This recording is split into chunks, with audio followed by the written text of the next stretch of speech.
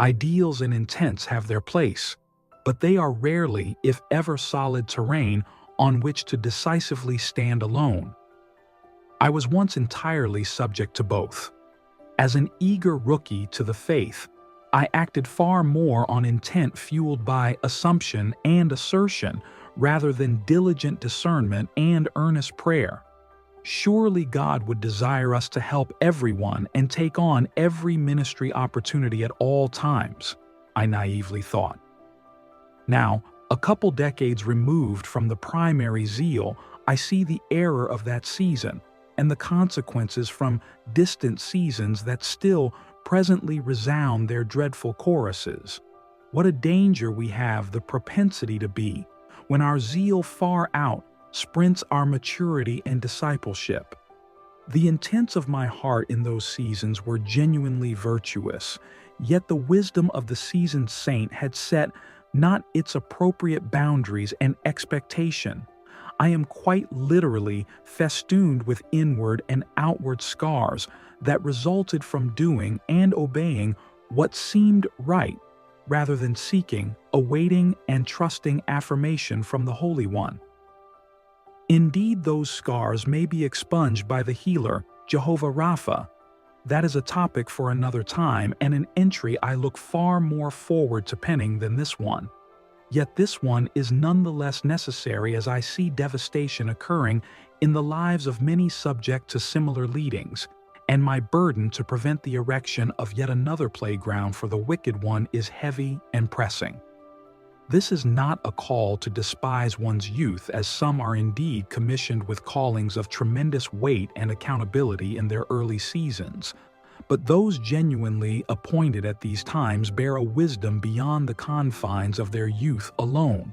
I beseech all who possess the wonderful zeal of a fresh heart of regeneration, do not lose it. Just be prudent to supplement your earnest passion with genuine discipleship unto the bounty of spiritual maturity, and be willing to wait until the Lord says concisely to march.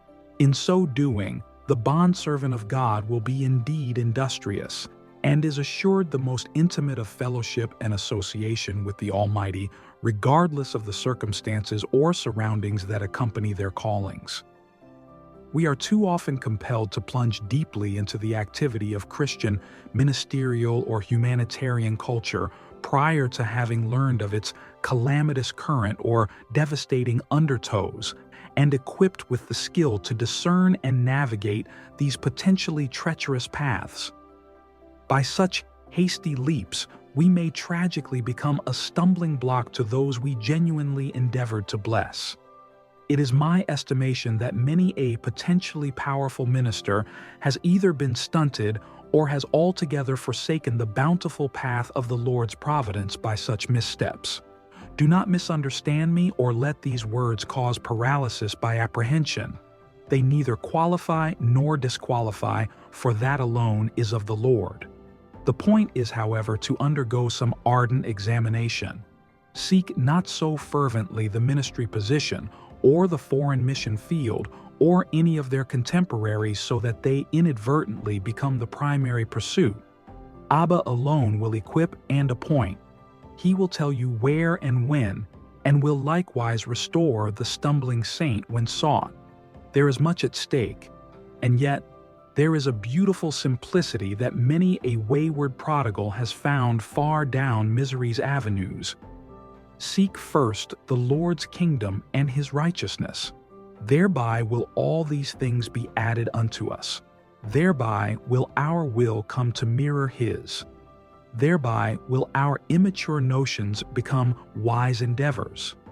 Thereby will contentedness abound and sanctification thrive. Thereby will we walk circumspectly in the exhortation of Ephesians, not as fools, but as wise, redeeming the time that the evil days seek to squander through the passage of complacency's hourglass. When we seek him first without exception, we'll know what to do, and just as importantly, what not to do. We'll avoid the ample snares set for the fledgling and hyper-pious believer. For as Proverbs 2 verse 6 says, "For the Lord gives wisdom. From his mouth come knowledge and understanding."